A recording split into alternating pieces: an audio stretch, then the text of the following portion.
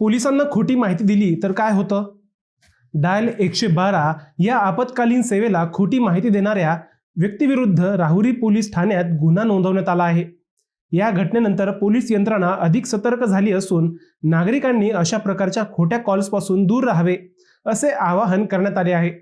मिळालेल्या माहितीनुसार बाबासाहेब मिठू शिंदे वय 35 राहणार कात्रड तालुका राहुरी यांनी 2 मे रोजी सायंकाळी सुमारे 4:50 डायल 112 या नंबरवर कॉल करून कात्रड परिसरात वाद सुरू असल्याचे आणि काही जण काठ्या व कोयते घेऊन मारहाण करण्यासाठी आल्याचे सांगितले होते।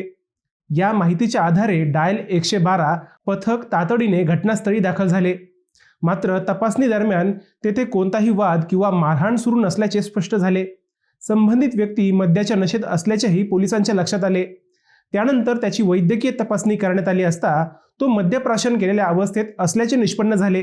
या प्रकरणी पोलीस कर्मचारी अशोक कुदळे यांनी दिलेल्या फिर्यादीवरून बाबासाहेब शिंदे याच्या विरुद्ध राहुरी पोलीस ठाण्यात गुन्हा दाखल करण्यात आला आहे। दरम्यान आपत्कालीन सेवांचा गैरवापर करणाऱ्यांवर कठोर कारवाई करण्यात येईल असा इशारा पोलिसांनी दिला आहे।